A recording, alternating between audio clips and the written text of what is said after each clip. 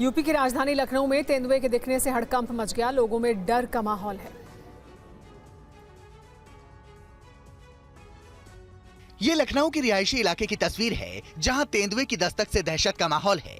Social media पर तेंदुए की तस्वीर वायरल हो रही है। दावा है कि रात के अंधेरे में तेंदुए को आशियाना इलाके में घूमते देखा गया। इससे 2 दिन पहले कैंट इलाके में भी देर रात तेंदुए को देखा गया था, जिसकी जानकारी वन विभाग को दी गई। वन विभाग की टीम ने मौके पर पहुंचकर रात भर तेंदुए को ढूंढा, लेकिन उसका कुछ पता नहीं चला।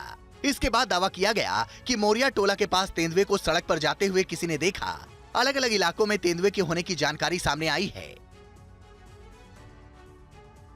हालात को देखते हुए लोगों को सुरक्षित रहने और घर से अकेले बाहर न जाने की अपील की जा रही है।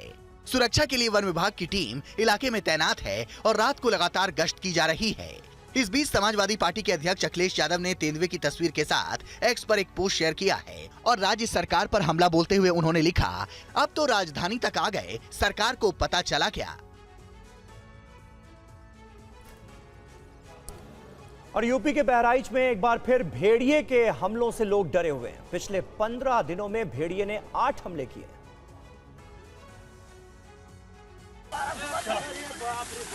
जिस बच्ची को गोद में लेकर ग्रामीण भाग रहे हैं, इस बच्ची को भेड़िया उठाकर ले गया था। रात भर ढूंढने पर भी इस बच्ची को ढूंढा नहीं जा सका। सुबह में जब दोबारा तलाश शुरू की गई तो बच्ची तो मिली, लेकिन उसकी हालत ऐसी थी कि वक्त गंवाए बिना ग्रामीण उसे अस्पताल ले जाने लगे। बच्ची को जल्दी से अस्पताल पहुंचाने के लिए कुछ लोग आगे चलते हुए रास्ता भी खाली कराते रहे।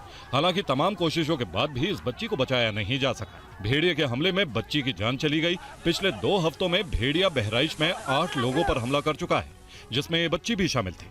वहीं हमले में घायल एक महिला और युवक की हालत गंभीर बनी हुई है।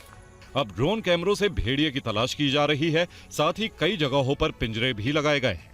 20 से ऊपर टीमें वन विभाग के द्वारा थर्मल ड्रोन और अतिरिक्त ड्रोन लगा के कार्य किया जा रहा है। इस पर्टिकुलर गांव के लिए हमने राजस्व विभाग और पंचायत और ग्राम विकास विभाग से भी 21 टीमें लगा रखी है। जब तक पकड़ने की कार्रवाई पूरी नहीं हो जाती आने वाले दिनों में, तब तक पूरे 24 घंटे बच्चों की सुरक्षा किया जाए और उनको घर के अंदर रखा जाए।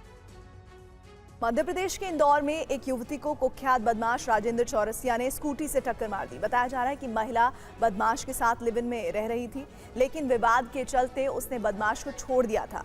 ये पूरा मामला देखिए। स्कूटी सवार व्यक्ति की महिला को जोरदार टक्कर मारने की ये तस्वीरें मध्य प्रदेश के इंदौर की हैं। आप सोच रहे होंगे ऐसा क्या हुआ कि महिला को व्यक्ति ने इस तरह टक्कर मार दी। दरअसल स्कूटी पर सवार ये व्यक्ति कुख्यात बदमाश राजेंद्र चौरसिया है और ये महिला इस बदमाश के साथ लिव इन में रह रही थी। लेकिन बदमाश के साथ लगातार हो रहे विवाद के चलते महिला ने उसे छोड़ दिया था और अलग रहने लगी थी, जिसके बाद बदमाश युवती को लगातार परेशान कर रहा था, उसका पीछा कर रहा था और उससे छेड़छाड़ करता था। घटना से पहले युवती जब अपने घर लौट रही थी तो बदमाश उसका पीछा कर रहा था। तंग आकर महिला ने उस पर पत्थर फेंका, जिससे नाराज होकर बदमाश राजेंद्र ने महिला को स्कूटी से टक्कर मार दी और मौके से फरार हो गया। हादसे के बाद युवती गंभीर रूप से घायल हो गई। मौके पर मौजूद लोगों ने युवती को अस्पताल में भर्ती कराया। पुलिस के मुताबिक बदमाश राजेंद्र चौरसिया पर पहले से भी कई आपराधिक मामले दर्ज हैं। फिलहाल पुलिस ने वीडियो के आधार पर बदमाश के खिलाफ केस दर्ज कर लिया है और जांच शुरू कर दी है। और अब बात यूपी के हापुड़ की, जहां एक मरीज के पेट से स्टील का चम्मच, टूथब्रश और नोकदार पेन निकाले गए हैं।